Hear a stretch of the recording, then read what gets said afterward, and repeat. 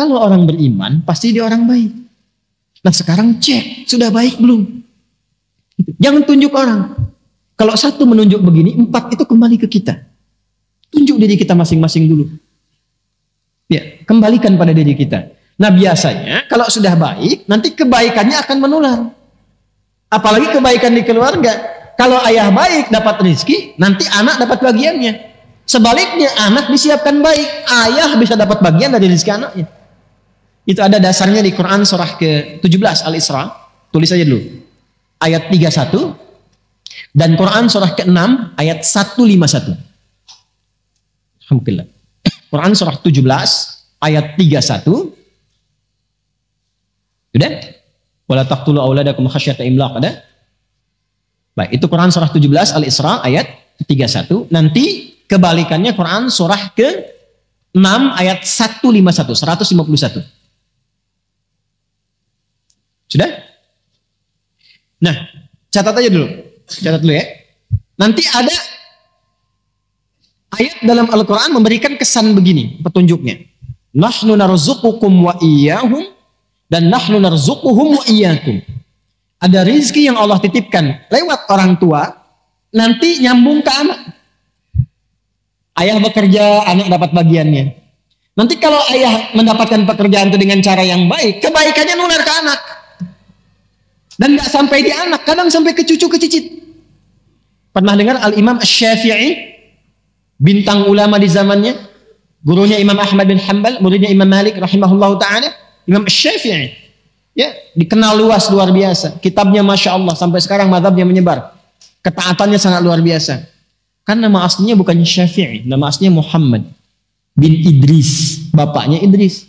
Asy-Syafi'i itu kakek ke atasnya. Kakeknya orang soleh, orang taat, alim. Hartanya didapatkan baik, rizkinya bagus. Berdoa minta kemuliaan pada Allah. Yang jadi siapa? Cucunya.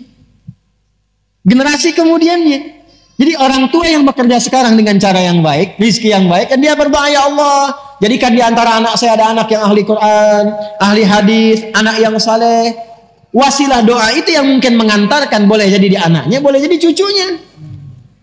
Yang berdoa mungkin gak hafal Quran, tapi wasilah doa dan harta yang halal itu yang sampai pada anak, itu yang menjadikan anak sukses. Disekolahkan di tempat yang baik, lahir nanti cucu. Cucu ini yang ternyata pecinta Quran. Dan cucu itu menjadi ahli Quran. Boleh jadi bukan karena ikhtiarnya saja. Mungkin 30%, 70%-nya doa kakeknya. Jadi gak ada yang sia-sia dalam amalan. Sebaliknya, keburukan yang dikerjakan oleh orang tua, sepanjang masih ada anak yang diasuh, itu hati-hati. Anak bisa mendapatkan bagian buruknya.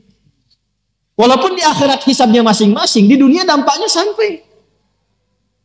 Ya, makanya saya itu sering katakan, tolong para ayah, para ibu, bertutur yang baik. Berperilaku yang baik. Kalau ingin berbuat yang tidak baik, atau terfikir atau digoda oleh orang lain, diajak berbuat yang tidak baik, tolong ingat dulu anak-anaknya. Karena kalau orang tuanya terkena keburukan, anaknya itu yang kadang kena dampaknya. Bapaknya yang korupsi, anaknya yang dibully. Betapa banyak anak-anak sekarang malu, takut untuk sekolah. Karena ketika dia berangkat sudah disebutkan anak koruptor ya, anak koruptor ya. Kamu anak pembunuh ya, kamu anak perampok ya. Makanya berpikir dulu kalau ingin berbuat maksiat. Pikir dulu keluarga. Makanya ibu ingatkan bu kalau ayahnya itu berangkat. WA tuh, jangan cuma pasang status terus. Ingatkan. Pak, ingat ya anak-anak ya Pak ya. Insya Allah kami bisa tahan lapar. Tapi kami nggak bisa tahan panasnya neraka Pak. Ya memang hari ini panas banget Maya, apalagi di neraka. Bisikin. Bisikin. Anak-anak kita tuh di TK udah dilatih tuh. Untuk membisikkan ke orang tuanya. Ya, bisikin kebaikan-kebaikan. Insya Allah kalau terus diingatkan tuh terjaga. Terjaga. Ada dulu orang-orang soleh begitu.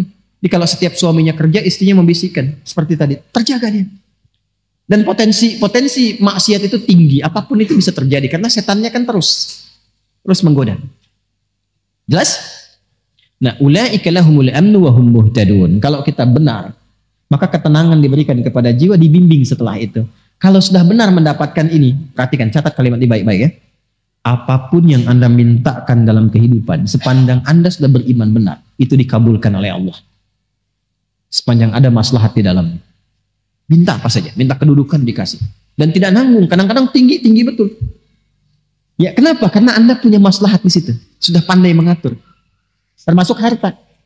Tapi kalau belum sampai ke tingkat itu, disesuaikan nanti. La yukallifullahu nafsan illa. Jangan sampai jadi beban. Bukan gak diberi, tapi disesuaikan. Ya Allah, saya itu udah tahajud. Saya juga udah baca Quran dan menghafal. Tapi kenapa saya minta mobil belum dikasih juga? Motor dulu. Motor aja belum bisa kamu kelola dengan baik. Nanti kalau sudah jadi mobil, datang mobil, sifat bisa berubah. Udah nggak bisa buka pintu mobil. Halo? Ya waktu naik angkot kan sodakoh. Begitu sudah punya mobil agak bagusan dikit, nggak bisa buka pintu kan sebelum dibukain. Ya? Hah? Ini baru punya motor udah keliling-keliling komplek kan? Ya. Assalamualaikum, ayo Pak ke masjid. Padahal cuma pengen ngasih tahu nih motor saya. Gitu. Ya, hati-hati. Belum dilantik udah nyebar kartu nama, kan? Taunya beda, salah tulis gitu ya. Salah lantik. Ini kalau sudah ada iman tuh semua kelihatannya biasa. Harta biasa. Nggak ada bedanya antara terlihat banyak dengan sedikit, nggak ada. Yang ada dalam hati itu bagaimana mengelola titipan ini supaya tidak berat ketika berpulang. Selalu begitu. Dan itu enak, nggak ada beban pada akhirnya. Nggak ada beban demi Allah saya katakan. Nggak ada beban. Anda tuh melihat 1 juta dengan 1 miliar sama aja. Kertas. Sama aja kan? Tuh tahu. Sama aja. Nggak ada bedanya. Ya, dan pada akhirnya sudah usang juga. Jadi problemnya cuma begini, itu 1 juta dengan 1 miliar, sama-sama habis juga kan? Sama-sama hilang ya. Saya tuh kadang suka begini, saya suka heran tuh. Kadang-kadang mau senyum sendiri, takut dikira orang aneh. Tapi ini perkara emang patut disenyumin. Orang berangkat gelap, kerja, capek begini, mencari sesuatu yang mau habis. Mencari sesuatu yang habis. Ya, berangkat, bahkan kadang ada yang berkelahi, ada yang berselisih. Memperebutkan sesuatu yang hilang. Ya, yang kalau dimakan keluar jadi kotoran, disimpan juga hilang juga. Terus hidupnya begitu aja, berangkat gelap, pulang gelap, kerja lagi, berangkat pagi, kerja, siang kerja, malam kerja lagi. Ya?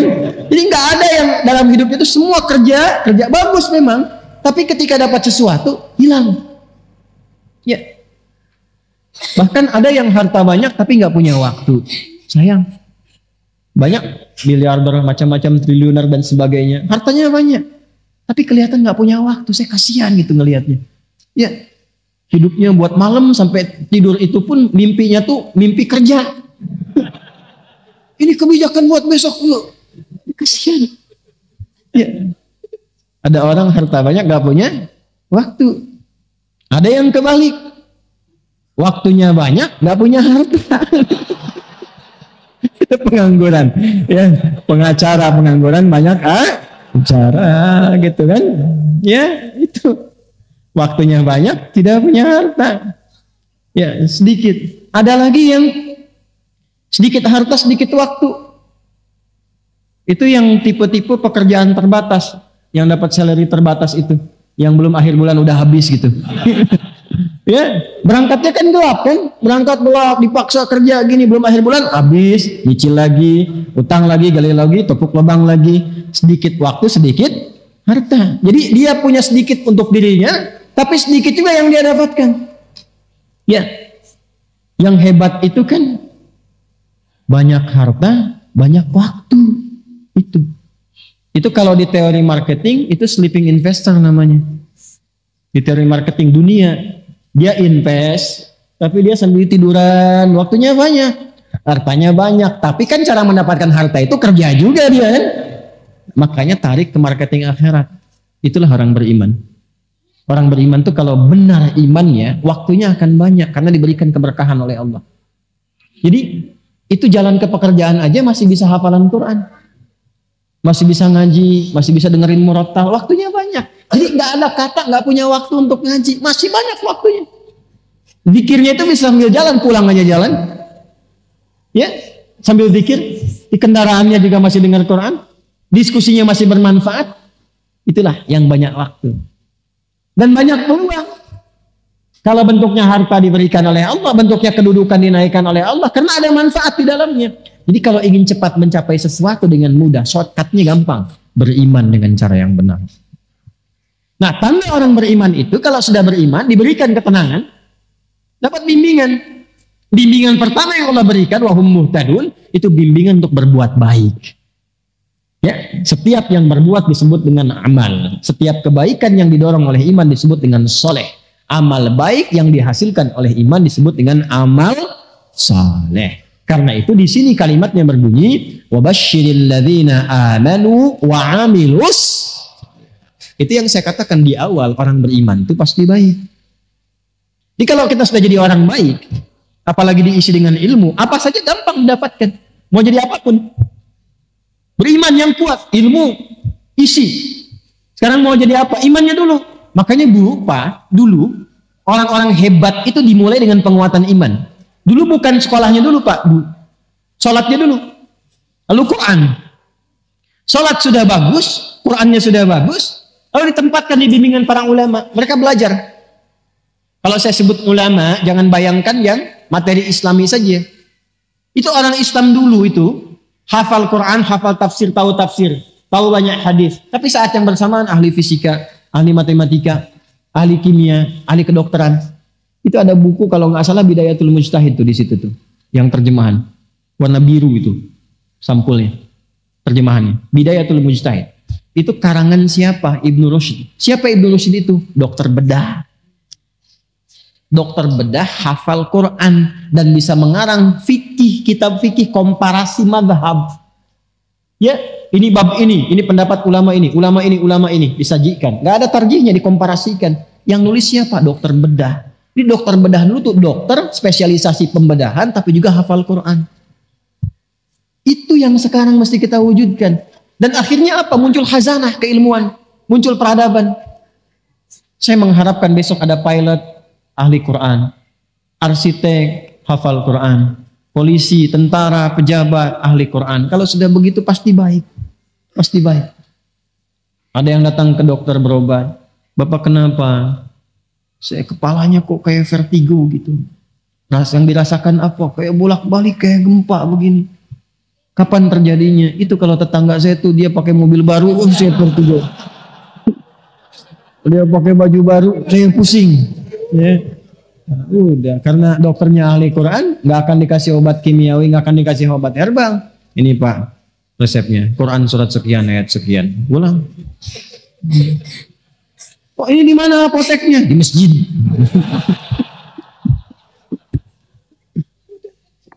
Ini begitu, lebih cepat gitu.